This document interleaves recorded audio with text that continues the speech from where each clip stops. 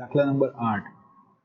ચલો દાખલા નંબર 8 ની અંદર આપણને જે વાત કરી છે એ વાત પ્રમાણે આપણે વિચારીએ. અહીંયા આપણને એવું કીધું છે એક ઇલેક્ટ્રોન 2 × 10⁻⁴ ન્યૂટન પર કુલમના નિયમિત વિદ્યુત ક્ષેત્રમાં 1.5 સેન્ટીમીટર 1.5 સેન્ટીમીટર જેટલા અંતરનું પતન પામે છે. ચલો હવે ક્ષેત્ર એનું માન અચળ રાખી અને તેની દિશાને જો ઉલટાવીએ તો એક પ્રોટોન એ તેટલા જ અંતરનું પતન પામે છે અને એ બીજી રચનામાં બતાવ્યું છે. દરેક કિસ્સામાં પતન માટે લાગતો સમય ગણવાનો છે આપણે, બરાબર. દરેક કિસ્સામાં લાગતો સમય અને ગુરુત્વ એની અસર હેઠળ મુક્ત પતન એના સાથેનો તફાવત પણ આપણે ગણતરીમાં લઈશું. એટલે આપણે જે કામ કરવાનું છે સમય મેળવવાનો થશે આપણે બંનેનો, અને જરૂર જણાય તો આપણે એના પ્રવેગની પણ ગણતરી કરીશું. પહેલી રચના આપી છે આપણને. એ રચનાની અંદર ઇલેક્ટ્રોન જે છે એ નીચેની બાજુ તમે જોઈ શકો છો. અહીંયા ઇલેક્ટ્રોન એ નીચેની બાજુએ પતન પામે છે અને અહીંયા પ્રોટોન જે છે એ નીચેની બાજુએ છે. પણ બંને રચનામાં ફરક શું છે? અહીંયા તમે જોઈ શકો ક્ષેત્ર જે તમારું જે છે એ આ ડાયરેક્શનમાં છે અને આમાં જે ક્ષેત્ર છે એ આપણું આ ડાયરેક્શનમાં છે. હવે પહેલા આપણે જે વાત કરીશું એ માની લો કે ઇલેક્ટ્રોન જે છે એ ગતિ કરતો એના માટે વિચારણા કરીએ. તો વિદ્યુત ક્ષેત્ર કઈ દિશામાં છે?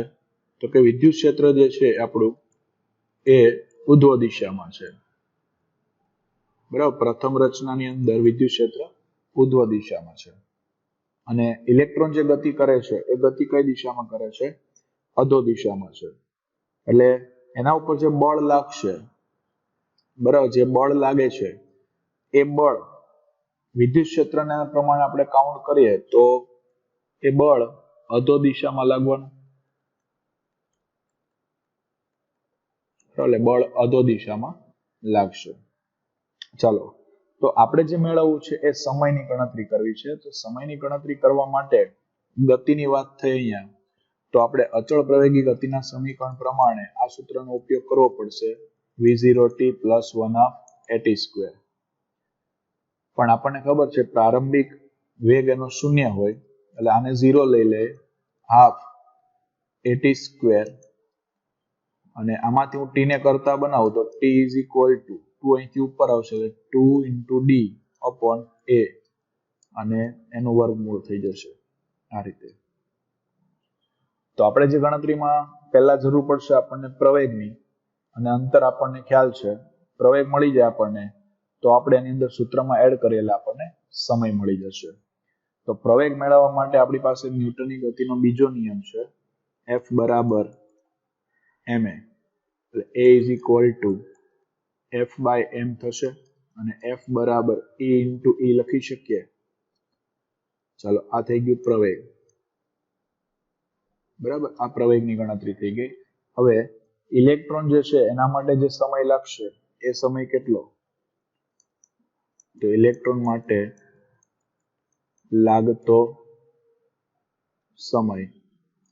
સમય કેટલો? તો કે t = √2 × d, a = E. છેદનો છેદ જતો રહેશે અંશમાં. ઇલેક્ટ્રોનનું દળ આપણે ધ્યાનમાં લેવું પડશે. દરેકની આમાં વેલ્યુને આપણે એડ કરીએ. ચાલો, દરેક એની વેલ્યુ એડ કરશું એટલે અહીંયા આપણી પાસે √2, ડિસ્ટન્સ આપણને કેટલું આપ્યું છે? 1.5 સેન્ટીમીટર, એટલે 1.5 × 10⁻². ઇલેક્ટ્રોનનું દળ જે આપણને ખ્યાલ છે 9.1 × 10⁻31, બરાબર. 9.1 × 10⁻31 લઈ શકીએ આપણે.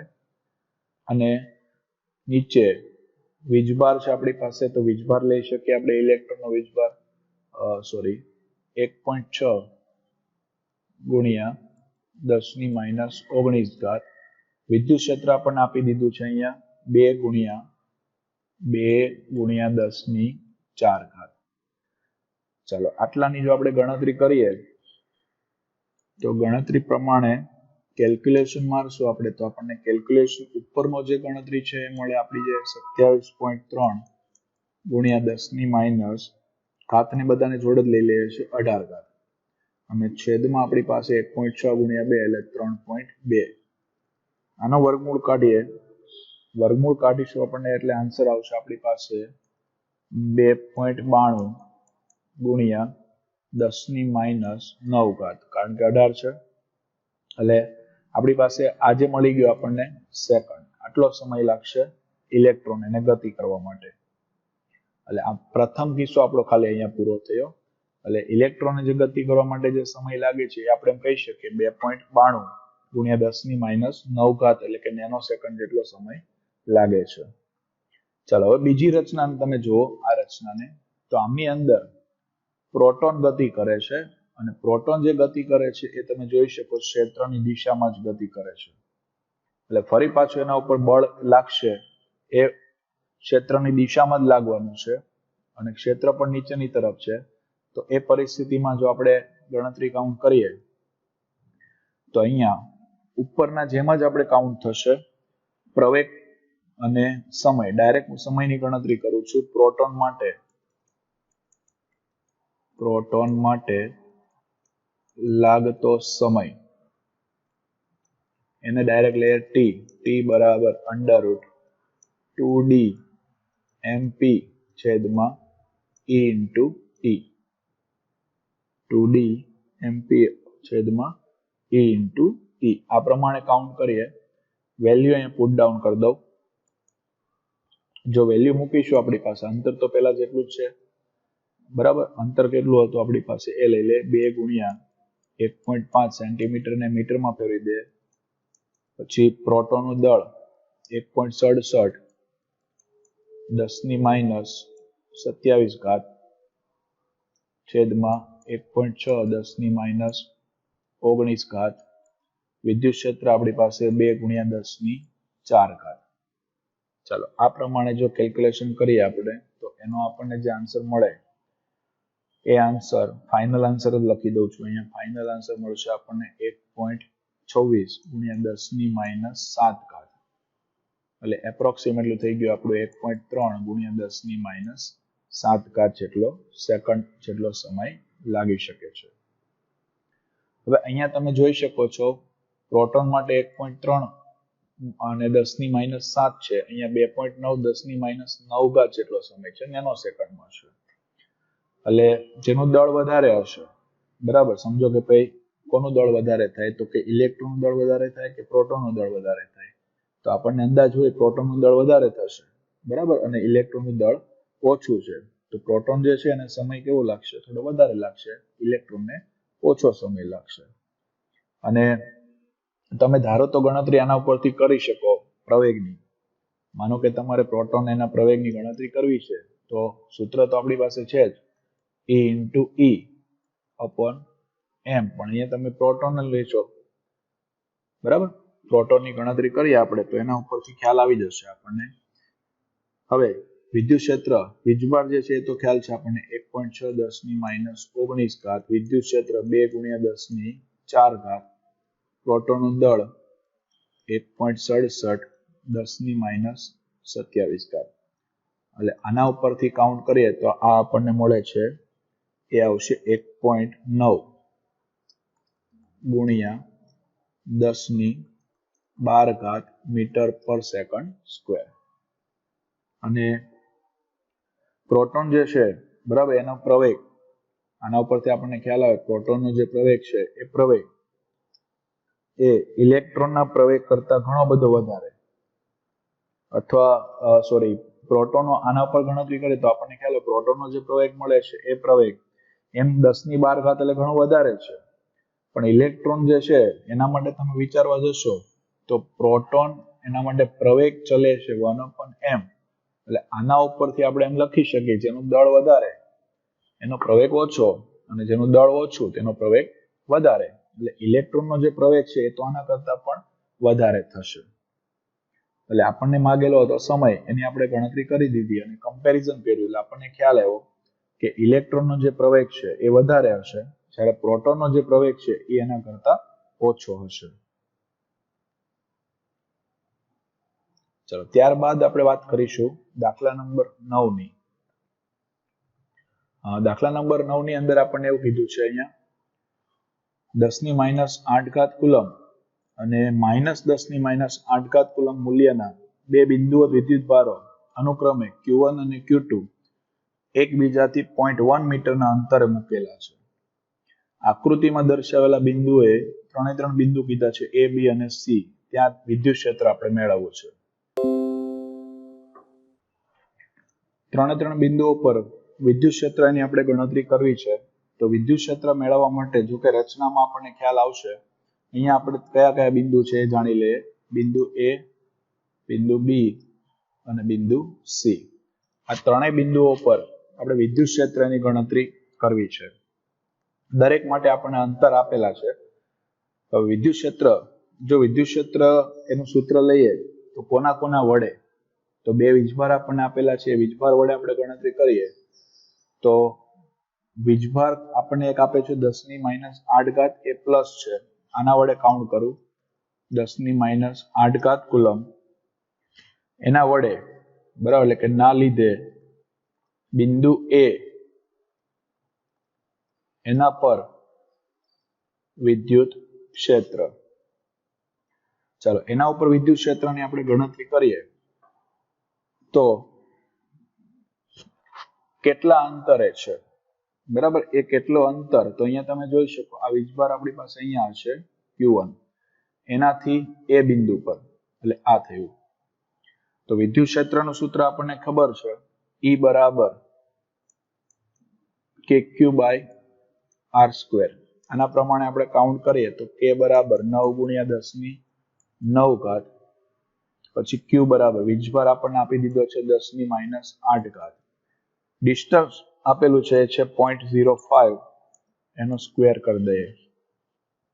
તો એના પરથી જ્યારે આપણે ગણતરી કરીશું એટલે આપણને જે વિદ્યુત ક્ષેત્ર પ્રાપ્ત થઈ જશે એ વિદ્યુત ક્ષેત્ર આપણને મળી શકે 3.6 × 10⁴ ન્યૂટન પર કુલમ જેટલું. અને એ કઈ સાઈડ જશે? આ બાજુ આવશે, આ તરફ બરાબર, એટલે એને લખી શકીએ આપણે અહીંયા જમણી બાજુએ. ચાલો હવે -8 કુલમ બરાબર, 10⁻8 છે.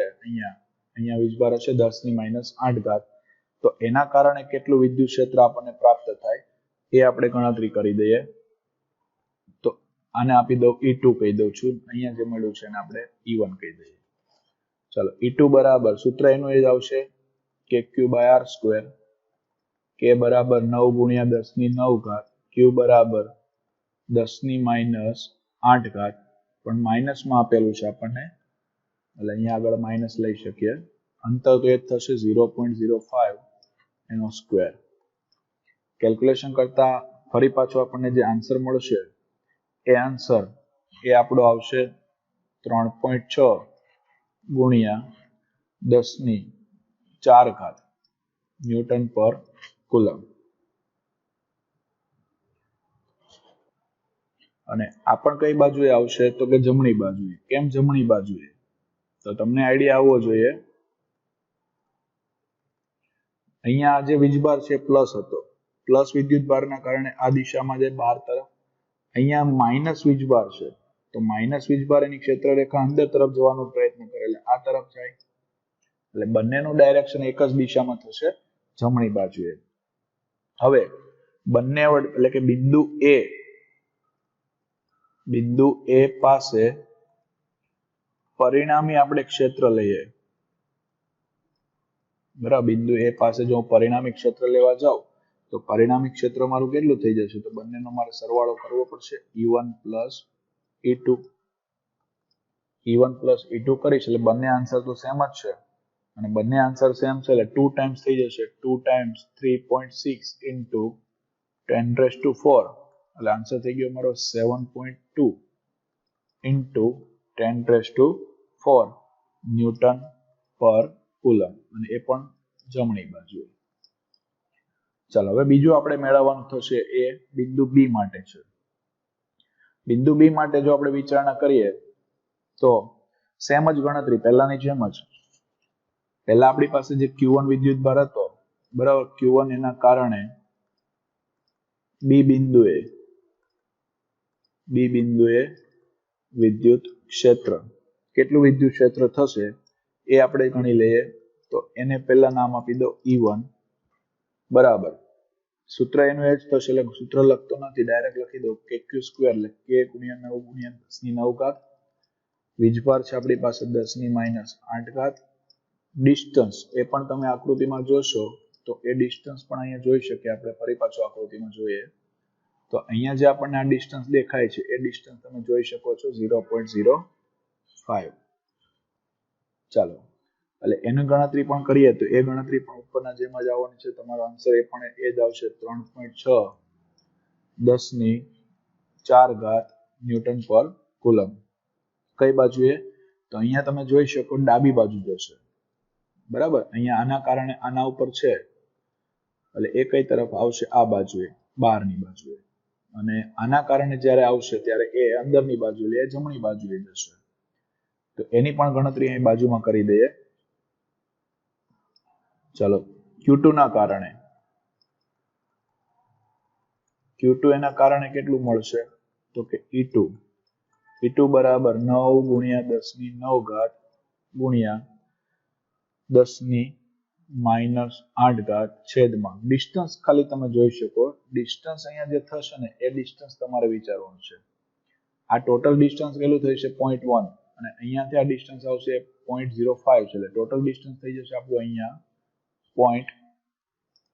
0.15 એનો સ્ક્વેર.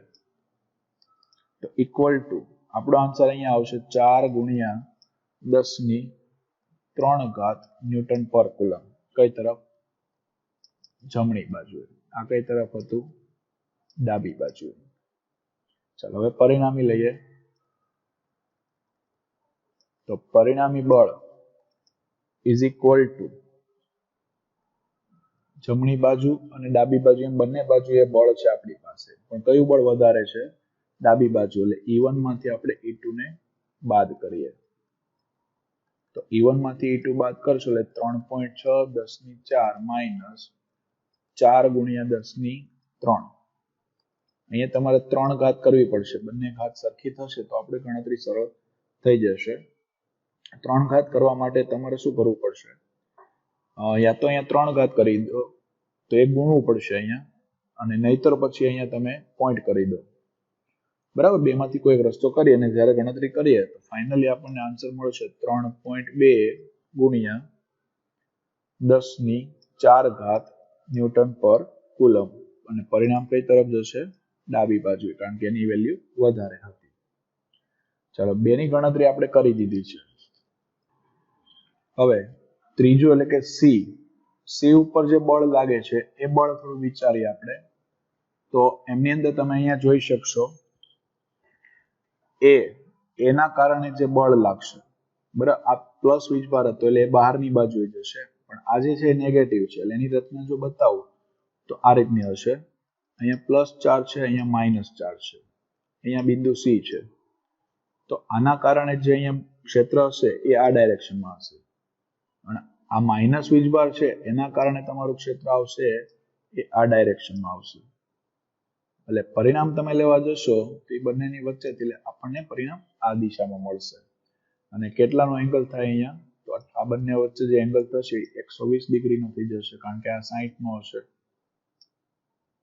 બરાબર. તો એ પ્રમાણે આપણે ગણતરી કરીએ પહેલા બંનેના જે વિદ્યુત ક્ષેત્ર છે એ વિદ્યુત ક્ષેત્ર આપણે જાણી લઈએ એ બંને વિદ્યુત ક્ષેત્ર તો સમાન જ મળશે કારણ કે આ જે ડિસ્ટન્સ છે એ અને આ ડિસ્ટન્સ સેમ જ છે એટલે વિદ્યુત ક્ષેત્ર બેના સમાન મળે છે ડાયરેક્ટ આપણે એની ગણતરી કરી શકીએ. અહીંયા લખી દઉં છું સી પર ઉદ્ભવતું વિદ્યુત ક્ષેત્ર. ચાલો સી ઉપર જે વિદ્યુત ક્ષેત્ર ઉત્પન્ન થશે એ કેટલું હશે તો E બરાબર 9 × 10⁹ ગુણ્યા 10⁻⁸ છેદમાં 0.1 એનો સ્ક્વેર બરાબર. આન્સર આવશે 9 × 10⁵ ન્યૂટન પર કુલમ. હવે કીધું એ પ્રમાણે ખૂણો 120 નો થાય તો પરિણામી વિદ્યુત ક્ષેત્ર તમે લઈએ આપણે સી ઉપર તો એ પરિણામી લઈએ તો બંનેના કારણે તો આવવાનું જ છે બરાબર, બંનેના કારણે જે હતું એને નામ આપીએ e square plus 2e into e cos 120 બરાબર આ થઈ જશે આપણી પાસે અહીંયા 2e square plus 2e square cos 120 થશે -1 એટલે આ થઈ ગયું પરિણામે આપણી પાસે માત્ર ને માત્ર e, કારણ કે 2e સ્ક્વેર માંથી e સ્ક્વેર બાદ કરશો એટલે e સ્ક્વેર બચે, એનો વર્ગમૂળ કાઢીએ તો e, અને e ની વેલ્યુ કેટલી મળે આપણને 9 ગુણ્યા 10 ની 3 ઘાત ન્યૂટન પર કુલમ, અને એ કઈ બાજુએ જશે તો પરિણામે આપણે આકૃતિમાં જોયું એ મુજબ જમણી બાજુએ મળશે, એટલે 3 3 ના આપણને અહીંયા વિદ્યુત ક્ષેત્ર પ્રાપ્ત થઈ ગયા છે. પરિણામે વિદ્યુત ક્ષેત્ર આપણે 3 3 ઉપર મેળવી લીધા છે. ત્યારબાદ દાખલા નંબર 10. દાખલા નંબર 10 માં આપણને એવું કીધું છે બે વિદ્યુત ભારો છે ±10 માઇક્રોકુલમ એકબીજાથી 5 મિલીમીટરના અંતરે છે. પછી આકૃતિમાં એની રચના આપણને દર્શાવી દીધી છે. ડાયપોલ એની અક્ષ પર એના કેન્દ્રથી 15 સેન્ટીમીટરનું અંતર છે, બરાબર, 15 સેન્ટીમીટર દૂર કોઈ ધન વિદ્યુત ભાર જે છે બરાબર એના પર આવેલું બિંદુ P અને બીજી આકૃતિમાં દર્શાવ્યા મુજબ O માંથી પસાર થતી અને અક્ષને લંબ રેખા એના પર O થી 15 સેન્ટીમીટર દૂર રહેલા Q બિંદુએ આપણે વિદ્યુત ક્ષેત્ર મેળવવું છે. એટલે આકૃતિમાં તમે જોઈ શકો છો અહીંયા બે વીજભાર ગોઠવા છે, બરાબર, બંને વીજભાર એકબીજાથી કેટલા અંતરે 5 મિલીમીટરના અંતરે છે. પછી અહીંયા બિંદુ P છે એના ઉપર આપણે વિદ્યુત ક્ષેત્ર મેળવવું છે. પછી એ જ રીતના ડાયપોલ એની વિષુવ રેખા પર જે બિંદુ Q આવેલું છે એ બિંદુ Q પર આપણે વિદ્યુત ક્ષેત્ર મેળવવું છે. ચાલો પહેલી આકૃતિને ધ્યાનમાં લઈએ તો પહેલી જે રચના છે એ રચના એટલે આપણે કહી શકીએ ડાયપોલ એની અક્ષ, બરાબર, ડાયપોલની અક્ષ. વીજભાર કેટલો આપ્યો છે આપણને તો વીજભાર જે આપેલો છે એ Q બરાબર આપી દીધો છે 10 માઇક્રોકુલમ, એટલે 10 ગુણ્યા 10 ની -6 બરાબર 10 ની -5 ઘાત કુલમ થઈ જશે. ડિસ્ટન્સ આપણને આપેલું છે કેટલું છે 5 મિલીમીટર છે, એટલે 5 ગુણ્યા 10 ની -3 ઘાત મીટર થઈ જશે. અને બીજું આપણને અંતર આપેલું છે 5 O બિંદુથી 15 સેન્ટીમીટર દૂર કીધું છે, એટલે આ અંતર આપણને આપી દીધું છે એ છે 15 સેન્ટીમીટર, બરાબર.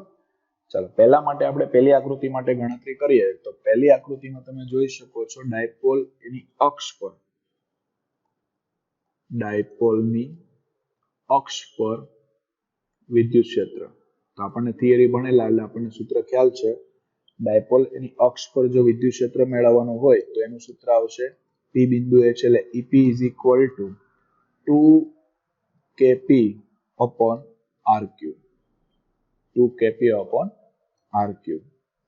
2 k બરાબર, પણ એ પહેલા P એટલે ડાયપોલ મોમેન્ટ છે, આપણને ડાયપોલ મોમેન્ટ આપી નથી એટલે એનું સૂત્ર મૂકી દે અહીંયા 2aq.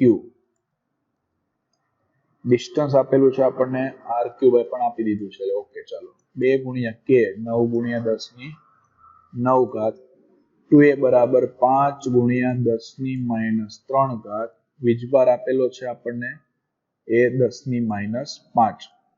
ચાલો ડિસ્ટન્સ અહીંયા લખી દઉં છું r બરાબર કેટલા તો કે r બરાબર છે 15 સેન્ટીમીટર, અને 15 સેન્ટીમીટર એટલે 15 ગુણ્યા 10 ની -2 ઘાત મીટર, એટલે અહીંયા પણ એ જ આવશે 15 ગુણ્યા 10 ની -2 ઘાત અને એનો ક્યુબ કરવાનો થશે.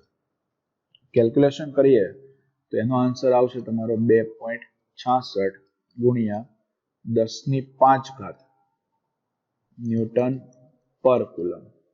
કઈ ડાયરેક્શનમાં જશે તો A થી B તરફ. ચાલો એ તો ડાયપોલ એની અક્ષ માટે વાત થઈ ગઈ છે. હવે બીજો જે કિસ્સો છે આપણી પાસે એ કિસ્સામાં આ પ્રથમ કિસ્સો હતો A, બીજો કિસ્સો આપ્યો છે B, એમાં ડાયપોલ એની વિષુવ રેખા થશે, ડાયપોલની વિષુવ રેખા એના પર વિદ્યુત ક્ષેત્ર જોઈએ છે આપણને. ચાલો ડાયપોલની વિષુવરેખા એના પરનું વિદ્યુત ક્ષેત્ર કયું બિંદુ છે Q, એટલે EQ બરાબર ડાયપોલ એની વિષુવરેખાનું સૂત્ર આપણને ખ્યાલ આવી જાય 2kp હતું, એની જગ્યાએ માત્ર આવશે kp upon r cube. P બરાબર 2aq upon r cube. તો અહીંયા જે વેલ્યુ મૂકશું આપણે એ વેલ્યુ પહેલા પ્રમાણે જ આવશે.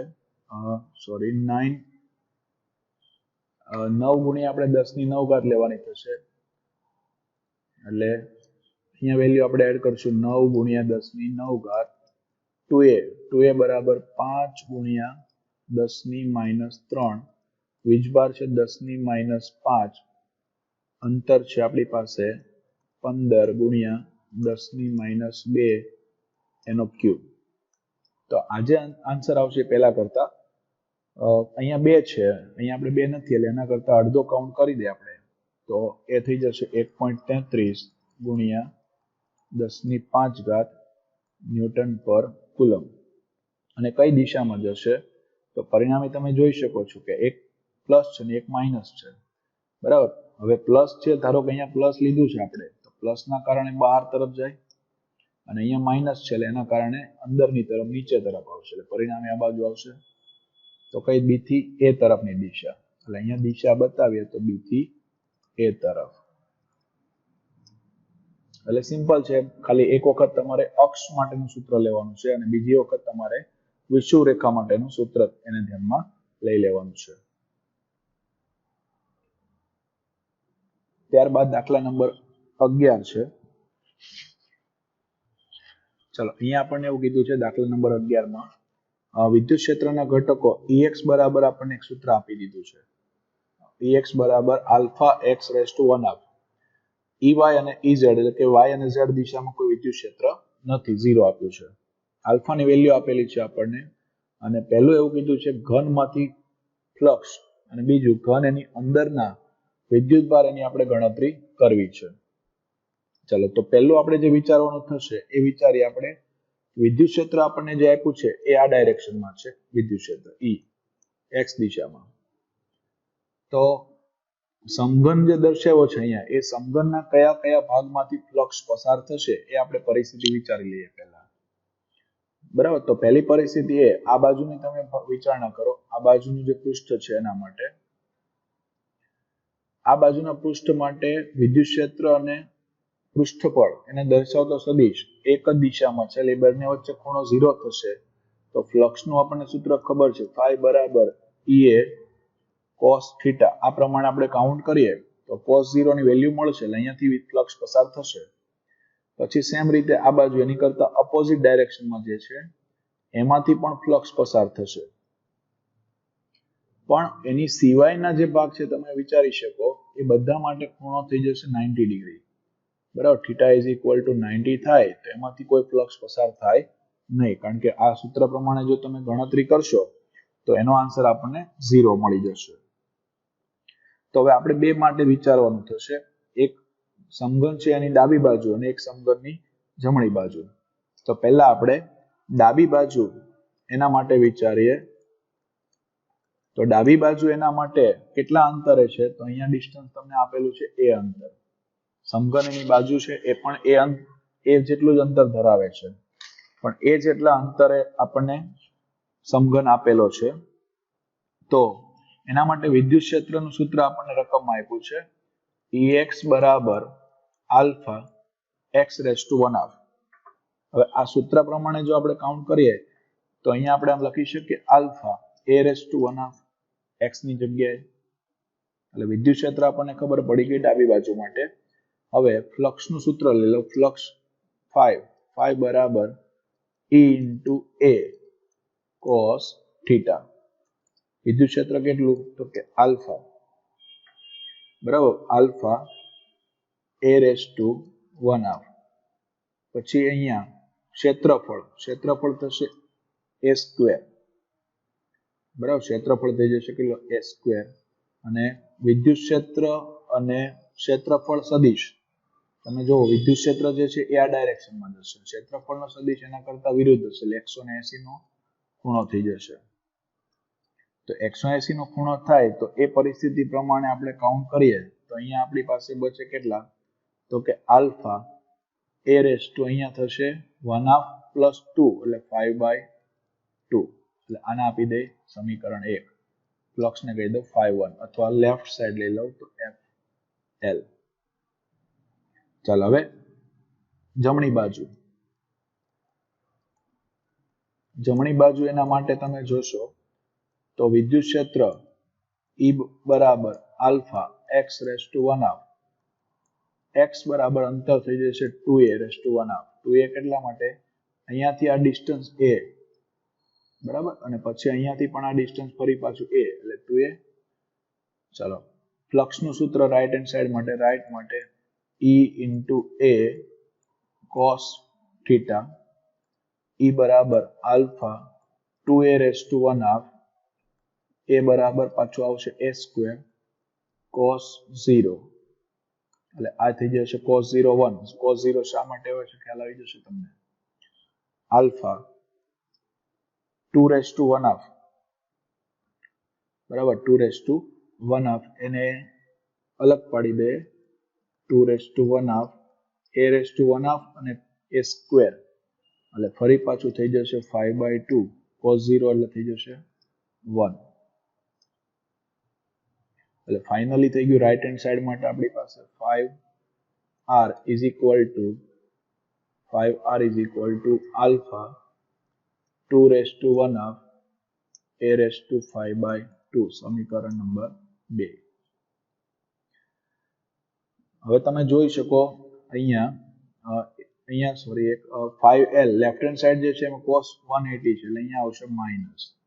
સમીકરણ 1 અને 2 આપણે તો કુલ ફ્લક્સ જોઈએ છે તો કુલ ફ્લક્સ એટલે બંનેનો શું કરશો સરવાળો તો કુલ ફ્લક્સ 5 બરાબર 5l plus 5r 5l is equal to minus alpha a raised to 5/2 plus અહીંયા 2 raised to 1/2 એટલે √2 કરી દઉં છું alpha a raised to 5/2 બંનેમાંથી જે કોમન નીકળે છે એ કોમન કાઢી લઈએ alpha a raised to 5/2 A common બાકીનું જે બચશે એ -1 પ્લસ √2 બરાબર. ચલો આલ્ફા બરાબર આપેલા હતા 800 એ બરાબર કેટલા છે 0.1 5/2 અને આને લખીએ આપણે √2 - 1 800 0.1 એનું 5/2 ઘાત છે 5/2 ઘાત કઈ રીતે નીકળશો તો પહેલા તમે એનું વર્ગમૂળ કાઢી લો વર્ગમૂળ કાઢીને જે વેલ્યુ મળે એ વેલ્યુ ધારો કે તમારી જે વેલ્યુ આવે 0.03 આવી ધારો કે તો એને તમે 0.03 ગુણ્યા 0.03 એ રીતના 5 વખત એને ગુણાકાર કરી દો એટલે આપણને અહીંયા જે મળે છે એ વેલ્યુ મળશે 0.00316 √2 - 1 √2 એટલે 1.41 એમાંથી બાદ કરીએ 1 એટલે 0.41 અને આનું ટોટલ કાઉન્ટ કરશો એટલે એ આન્સર મળશે આપણને 1.0465 એટલે કે 1.05 ન્યૂટન મીટર સ્ક્વેર પર કુલમ અથવા તમે વેબર પણ લખી શકો. ચાલ આ પહેલો ભાગ પૂરો થયો.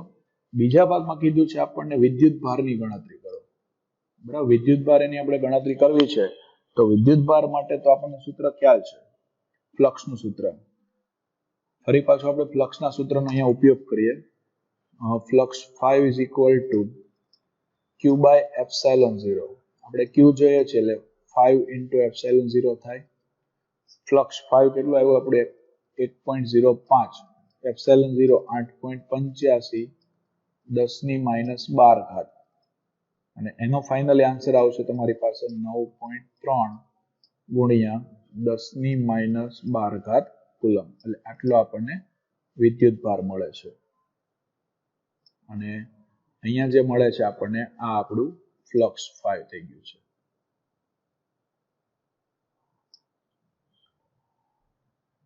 ચાલો એના પછી જોઈએ નેક્સ્ટ. ચાલો દાખલા નંબર 12 માં આપણને એવું કીધું છે એક વિદ્યુત ક્ષેત્ર ધન x માટે ધન x દિશામાં અને સમાન છે ઋણ x માટે તેટલું જ મૂલ્યનું સમાન અને ઋણ x દિશામાં છે, બરાબર. x ગ્રેટર ધેન 0 અને x લેસ ધેન 0 જે રચના આપણને આકૃતિમાં દર્શાવી દીધી છે. હવે 20 સેન્ટીમીટર લંબાઈ અને 5 સેન્ટીમીટર ત્રિજ્યાના નળાકારનું કેન્દ્ર એ ઉગમ બિંદુ પર x અક્ષમાં મૂકી દીધું છે. એટલે તમે રચના જોઈ શકો છો આકૃતિમાં. x બરાબર 10 સેન્ટીમીટર, એક સપાટી અહીંયા કેન્દ્રથી તમે જો વિચારણા કરો તો કેન્દ્રથી એક સપાટી એ 10 સેન્ટીમીટરના અંતર પર ગોઠવાય અને બીજી બાજુ આવશે -10 આવશે. હવે ટોટલ તમને એવો પ્રશ્ન પેલો કીધો છે, દરેક સપાટ બાજુમાંથી બહાર આવતું કુલ ફ્લક્સ ગણો. બીજું, નળાકારની વક્ર બાજુમાંથી કેટલું ફ્લક્સ બહાર આવશે, એટલે તમને આજે દેખાય છે એ, અને નળાકારમાંથી બહાર આવતું ટોટલ કુલ ફ્લક્સ કેટલું, બરાબર, અને નળાકારની અંદર કુલ વિદ્યુતભાર કેટલો હશે. ચાલો તો પહેલું કામ આપણે કરી દઈએ. પહેલા આપણને જે કીધું છે એ પ્રમાણે દરેક સપાટ બાજુમાંથી બહાર આવતું ફ્લક્સ. તો સપાટ બાજુ કેટલી છે? 2, એક ડાબી બાજુ છે અને એક જમણી બાજુ છે. તો પહેલા આપણે જે ચર્ચા કરીએ એ પોઈન્ટની, એમાં ડાબી બાજુ અને જમણી બાજુ માટે વિચારીએ. પહેલા ડાબી બાજુ માટે વિચારો. ફ્લક્સનું સૂત્ર phi બરાબર E ઇન્ટુ ડેલ્ટા S, અથવા તમે ડાયરેક્ટ લખી શકો A cos થીટા. થીટા કેટલો?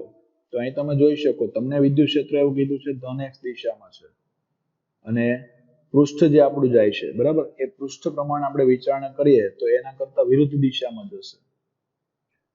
તો એ પરિસ્થિતિ પ્રમાણે જો આપણે કાઉન્ટ કરવા જઈએ તો બંનેની દિશા જે છે એ પરસ્પર વિરુદ્ધ થઈ જશે. અને જો બંનેની દિશા પરસ્પર વિરુદ્ધ થાય તો આપણે ખૂણો કેટલાનો થશે? 180 નો. એટલે E ડેલ્ટા S cos 180. ચાલો, cos 180 કેટલા? -1. એટલે આપણો આન્સર થઈ જશે -E ડેલ્ટા S બરાબર. વિદ્યુત ક્ષેત્ર કેટલું?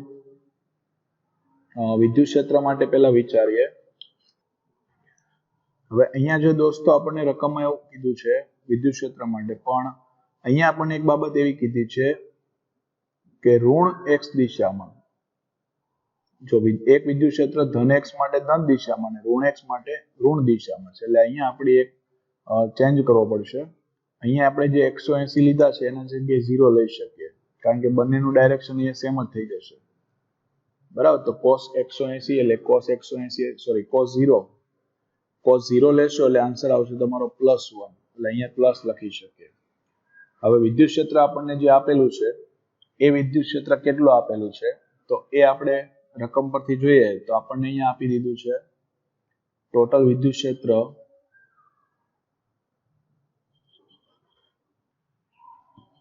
અહીંયા દોસ્તો રકમમાં છપાયું નથી.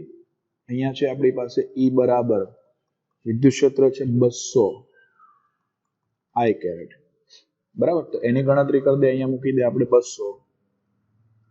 પછી પૃષ્ઠનું ક્ષેત્રફળ કેટલું લઈ શકે સપાટ બાજુ માટે? πr².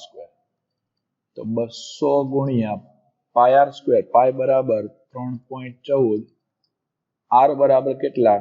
તો કે આપણને અંતર આપ્યું છે 5 સેન્ટીમીટર, એટલે 5 ગુણ્યા 10⁻², એનો સ્ક્વેર કરીએ એટલે ફાઇનલી આપણને આ જે આન્સર મળશે એ આન્સર આપણો આવી જશે 1.57 ન્યૂટન મીટર સ્ક્વેર પર કુલમ.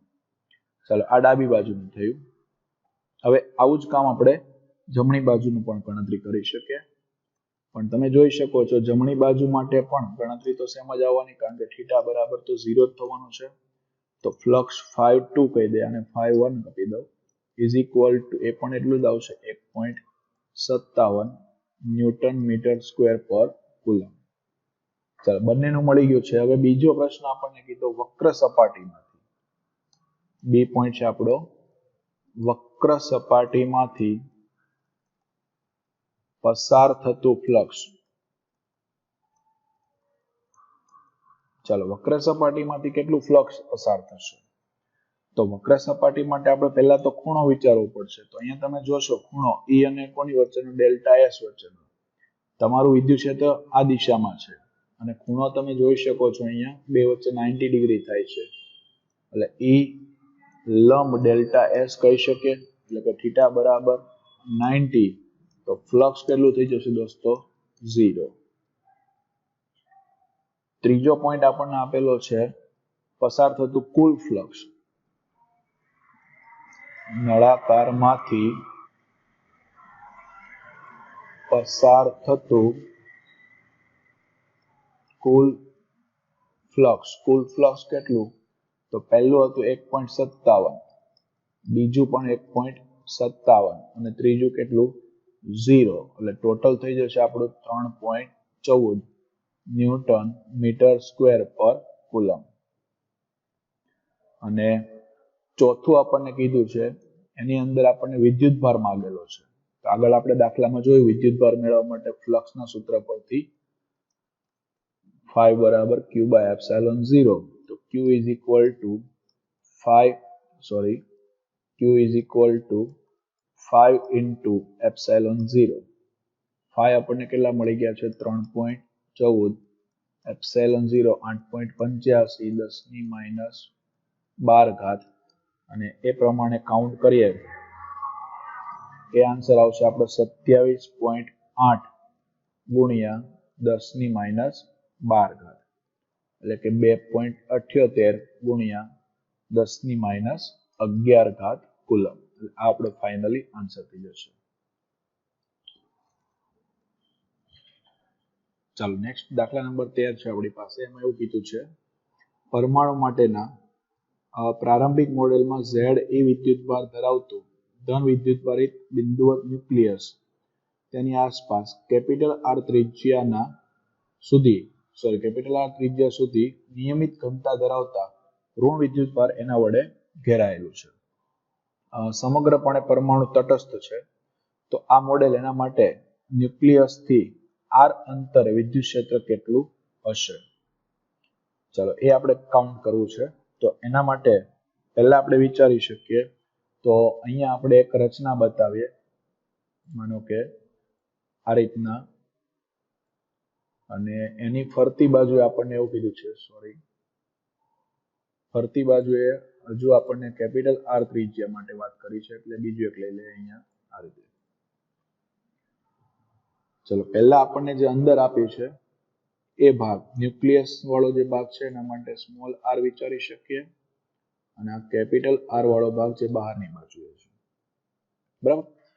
હવે આપણને જે કીધું છે એમાં શું કીધું છે, વીજભાર આપણને આપી દીધો છે કે પ્રારંભિક મોડેલમાં વીજભાર કેટલો છે Ze, અને આટલો વીજભાર ધરાવતો બિંદુવત ન્યુક્લિયસ એની આસપાસ R ત્રિજ્યાના નિયમિત ઘનતા ધરાવતા ઋણ વિદ્યુતભાર વડે ઘેરાયેલો. સમજો કે આ ટાઈપની રચના છે, બિંદુવત ન્યુક્લિયસ છે, એની ફરતી બાજુએ કેપિટલ R ત્રિજ્યાનો બીજો એક નિયમિત ઘનતા ધરાવતો ઋણ વિદ્યુતભાર છે એના વડે ઘેરાયું છે. પછી આપણે વિચારવાનું થશે અલગ અલગ પરિસ્થિતિ, એટલે પછી આપણે અંદરની એક R ત્રિજ્યાની ગૌસિયન પૃષ્ઠની પણ જરૂર પડશે, અને બહાર પણ આપણે એક લેવું પડશે. પહેલા અત્યારે આ રચનાને વિચારીએ. હવે ટોટલ એની પાસે વીજભાર કેટલો આપેલો છે પ્લસ Ze, બરાબર, ન્યુક્લિયસ પરનો વિદ્યુતભાર. તો ન્યુક્લિયસ પરનો વિદ્યુતભાર આટલો થઈ ગયો પ્લસ Ze. એની ફરતી બાજુએ R ત્રિજ્યાના નિયમિત ઘનતા ધરાવતા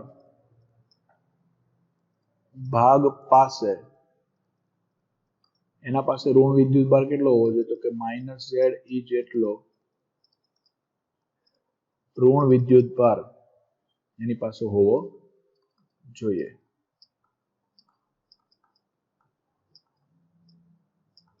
ચાલો આટલી પરિસ્થિતિ થઈ ગઈ. હવે એ જે ઋણ વિદ્યુતભાર ધરાવતો ભાગ છે એ ઋણ વિદ્યુતભાર ધરાવતા ભાગ એના માટે આપણે એની વિદ્યુતભાર ઘનતા લઈ લઈએ, કારણ કે આપણે વિદ્યુતભાર મેળવવું પડશે. તો ઋણ વિદ્યુતભાર ની ઘનતા, બરાબર, સમગ્ર રીતે આપણને એવું કીધું છે સમગ્ર રીતે સરખી રીતે વિતરિત થયેલો છે. તો ઋણ વિદ્યુતભાર એની ઘનતાને ધ્યાનમાં લઉં તો આપણી પાસે જે સૂત્ર છે ઘનતાનું, ρ = Q/V, આના પરથી ધારો કે હું ક્યુ ને કરતા બનાવું તો ક્યુ બરાબર રો ઇન્ટુ વી થશે. રો આપણને ખ્યાલ નથી, પણ વી કેટલો થશે તો ગોળો કે 4/3 પાઈ આર ક્યુબ, બરાબર. અને વીજભાર કેટલો તો કેન્દ્ર છે એ તો બિંદુ જ છે, એટલે એનો આપણે 0 અત્યારે કાઉન્ટ કરીએ તો આના વડે કેટલો ઘેરાય છે તો કે એના વડે -ZE ઘેરાય છે. એટલે કેન્દ્રનો વીજભાર 0, પેલાનો ZE, એટલે ટોટલ વીજભાર થઈ ગયો 0 પ્લસ હકીકતમાં ZE થવું જોઈએ, પણ અંદર જે વીજભાર છે એ માઇનસ છે, એટલે 0 - ZE બરાબર row into 4/3 pi R cube. એટલે આના ઉપરથી આપણે રો એને કરતા બનાવીએ તો રો ઇઝ ઇક્વલ ટુ થઈ જશે -3ZE upon 4 pi R cube. ચાલો આ એક પરિસ્થિતિ થઈ ગઈ. હવે આપણે વિદ્યુત ક્ષેત્ર મેળવવાનું કીધું છે આપણને, આર અંતર, એટલે હવે આપણે આ રચનાની જરૂર પડશે. ધારી લો કે આપણે બે ગાઉસિયન પૃષ્ઠ વિચારીએ. એક ગાઉસિયન પૃષ્ઠ આપણે એવું લઈએ કે જેની ત્રિજ્યા એ કેપિટલ આર કરતા વધારે હોય, અને એક એવું લઈએ એની ત્રિજ્યા કેપિટલ આર કરતા ઓછી હોય. તો પહેલા આપણે જે વિચારીએ છીએ, બરાબર, એ કેપિટલ આર કરતા ઓછી ત્રિજ્યા ધરાવતું હોય.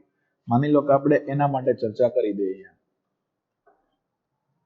તો એના માટે જ્યારે ચર્ચા આપણે કરીશું, સમજો આ રીતનું કેપિટલ આર ત્રિજ્યા વાળો આપણી પાસે ગોળા જેવી રચના છે, અહીંયા કેપિટલ આર. અહીંયા આપણે એક ગાઉસિયન પૃષ્ઠ વિચારે આ રીતે, જેની ત્રિજ્યા કેટલી તો કે સ્મોલ આર. એટલે પહેલો કિસ્સો થાય આપણી પાસે R less than capital R, બરાબર. R less than capital R, એના માટે ફ્લક્સ જોઈએ છે, ફ્લક્સ ફાઈ બરાબર E ઇન્ટુ એ. તો E ઇન્ટુ એ પ્રમાણે ચાલીએ એટલે E into 4 pi R square થશે. પણ વીજભાર કેટલો ઘેરશે, કારણ કે વિદ્યુત ક્ષેત્રનું સૂત્ર આવશે, એમાં વીજભાર આપણે ધ્યાનમાં લેવાનો થશે. એના માટે વિદ્યુતભાર કેટલો ઘેરાશે તો ઘેરાતો વિદ્યુતભાર, બરાબર, ઘેરાતો વિદ્યુતભાર એ કોના વડે તો કે ન્યુક્લિયસ, એના પરનો જે વિદ્યુતભાર છે એ, અને આર ત્રિજ્યાની અંદર જે ઋણ વિદ્યુતભાર કવર થાય છે એ, બરાબર, એ બંનેનો આપણે કાઉન્ટ કરાવી દઈએ તો કેટલો વિદ્યુતભાર કવર થશે તો ન્યુક્લિયસ એનો વિદ્યુતભાર આવશે જે કવચની અંદર છે, અને બીજું આર ત્રિજ્યા ના ગૌસિયન પૃષ્ઠ વડે ઘેરાતો વિદ્યુતભાર છે, બરાબર. આ બંનેની જો આપણે ગણતરી કરી દઈએ અહીંયા, એટલે આપણને જે વિદ્યુતભાર મળશે, ધારો કે ક્યુ બરાબર, તો ન્યુક્લિયસ વડે જે ઘેરાતો વિદ્યુતભાર છે એ ZE, અને આર ત્રિજ્યા વડે ઘેરાય એટલે 4/3 pi R cube into row થાય. હવે આપણને રો ની વેલ્યુ ખબર છે, એ મૂકી દો અહીંયા, તો ZE plus 4/3 pi R cube. Rho is equal to ઉપર કેટલા આવેલા હતા આપણી પાસે અહીંયા -3ZE upon 4 pi R cube. એટલે અહીંયા મૂકી દઈએ આપણે -3ZE upon 4 pi R cube. એટલે is equal to ZE plus minus minus 3 3 cancel, 4 4 cancel, pi cancel. તો અહીંયા બચે છે આપણી પાસે ZE into R cube upon capital R cube, બરાબર. ચાલો હવે તો કે વિદ્યુત ક્ષેત્ર મેળવવાનું થશે. વિદ્યુત ક્ષેત્ર કેટલું તો કે વિદ્યુત ક્ષેત્ર E બરાબર KQ અપોન આર સ્ક્વેર. એમાં Q ની આપણે વેલ્યુ મૂકવાની થશે, Q બરાબર ZE minus ZE R cube upon R cube. બંનેમાંથી કોમન નીકળતું હોય એ પદ કોમન કાઢી શકીએ, અથવા તો અહીંયા જે આપણી પાસે આર સ્ક્વેર વાળું જે પદ છે એને આપણે અંદર મોકલી દઈએ. અંદર મોકલી અને બંનેમાંથી અંદર ZE જે દેખાય છે એને આપણે કોમન કાઢી લઈએ. ZE ઇન્ટુ K અહીંયા થઈ જશે 1 અપોન આર સ્ક્વેર, અહીંયા આર સ્ક્વેર અંદર આવશે એટલે ઉડી જશે એકવાર બચશે એટલે આર ના છેદમાં આર ક્યુબ. તો આને આમ પણ લખી શકીએ ને ઝેડ ઈ કે બરાબર 1/4 પાઈ epsilon 0 1/r square r/r cube. ચાલો આટલી વસ્તુ મળી ગઈ અંદરના ભાગમાં. હવે બીજો કિસ્સો લઈએ આપણે, r ગ્રેટર ધેન r હોય, બરાબર. આ જે r ત્રિજ્યાનો આપણી પાસે જે ગોળો હતો અને ગાઉસન પૃષ્ઠ આપણે અહીંયા ધ્યાનમાં લઈએ બહારની બાજુએ. માની લો કે સોરી આ રીતના થોડુંક આમ તેમ થશે. આ રીતના આપણે ગાઉસન પૃષ્ઠને ધ્યાનમાં લીધું. ફરી પાછું ડ્રો કરી દઉં છું.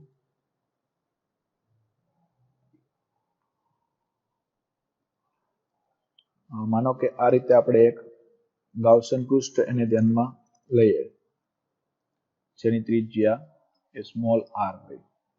હવે તમે વિચારો તો આજે ટોટલ વીજભાર ટોટલ જે બહારનું ગાઉસન પૃષ્ઠ છે એના વડે કેટલો વીજભાર ઘેરાશે? તો અહીંયા જે ન્યુક્લિયસ છે એનો તો ઘેરાશે પ્લસ આ r ત્રિજ્યાનો વીજભાર ઘેરાશે. તો ટોટલ વિદ્યુતભાર કેટલો થઈ ગયો? તો ન્યુક્લિયસ માટે હતો પ્લસ Ze અને કેપિટલ R હતો એના માટે માઇનસ Ze હતો. તો ગાઉસિયન પૃષ્ઠ અથવા તો ગૌસિયન પૃષ્ઠ એના વડે ઘેરાતો કુલ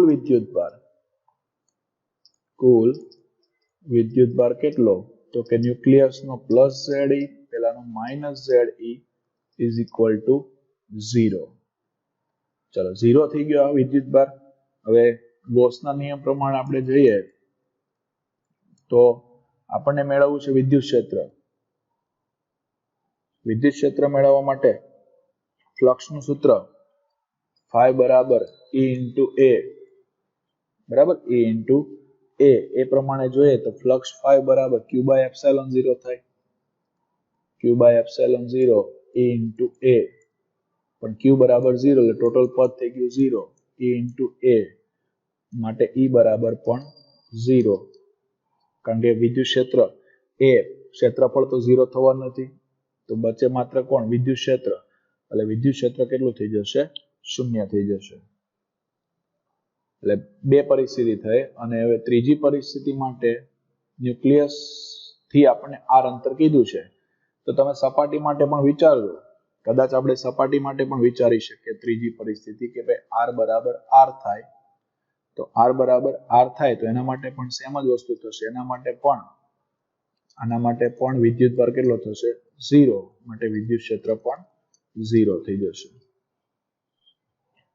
એટલે ત્રણ વસ્તુ થઈ ગઈ. અંદરના ભાગ માટે આવી ગયું, બહારના ભાગ માટેની ચર્ચા થઈ ગઈ અને સપાટી પરની ચર્ચા થઈ ગઈ.